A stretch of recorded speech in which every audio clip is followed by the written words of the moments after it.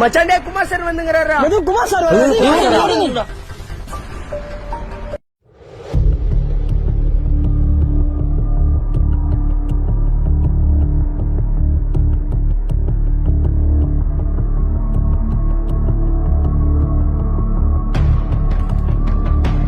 டேய் நில்றா, டேய் நில்றா, டேய் நில்றான்னு சொல்றேன்.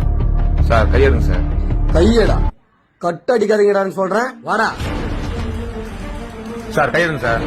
வாடா, உங்களுக்கெல்லாம் சொன்னா புரியாதுடா, அத பார்த்தாதான் தெரியும். வாடா.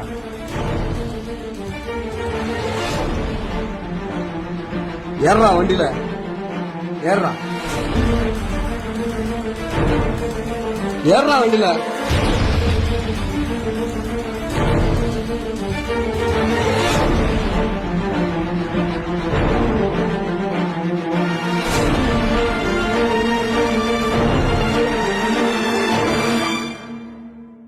இறங்குடா.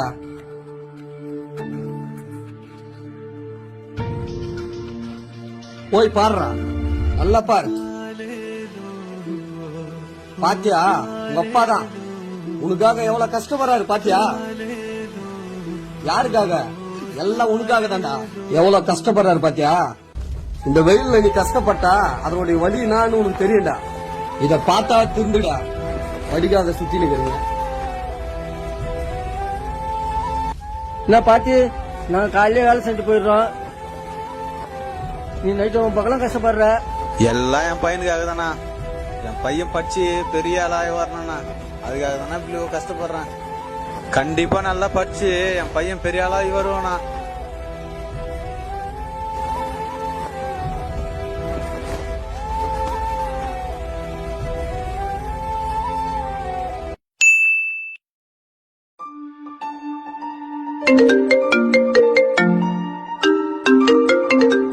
ஏய் வச்சுனே இருங்கடா, போயிட்டு வந்துடுறேன்.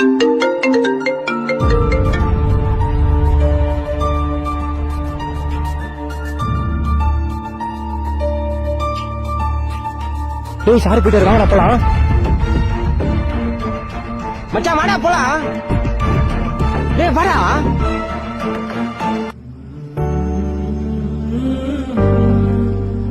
வாடா போலாம். நான் வரல மச்சான், நீங்க போயிட்டு வாங்கண்ணா. என்னடா இப்படி சொல்ற?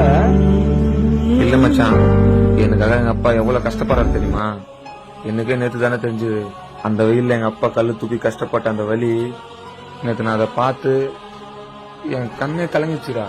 நான் எங்கேயோ வரா மாதிரி இல்ல மச்சான், நீங்க போயிட்டு வாங்கண்ணா. இன்னொன்னு சொல்றேன், உங்க வீட்டுல அப்பா அம்மா இப்படி தாண்டா கஷ்டப்படுவாங்க. அதை பார்த்து புரிஞ்சுக்கின்னு நீங்களும் நல்லா படிங்கடா. நான் இனிமேல் படி போறேன் மச்சான், என்னை விட்டுருங்கண்ணா. இதை பார்த்துட்டு இருக்க என்ன மாதிரி ஸ்டூடெண்ட்டுக்கு ஒன்று சொல்லிடுறேன். நம்மளை படிக்க வைக்க நம்ம அப்பா அம்மா எவ்வளவோ கஷ்டப்படுறாங்க. ஆனா அந்த கஷ்டத்தை நம்ம தெரிஞ்சுக்காம ஒரு விளையாட்டுத்தனமா இருக்கும். என்னைக்காச்சும் ஒரு நாள் உங்க அப்பா அம்மா கஷ்டப்படுற இடத்துக்கு போய் பாருங்க, அதோட வழி நான் உங்களுக்கு தெரியும். இனிமேல் இது மாதிரி பண்ணாம உங்களுக்காக கஷ்டப்படுற உங்க அப்பா அம்மாவை படிச்சு சந்தோஷமா வச்சு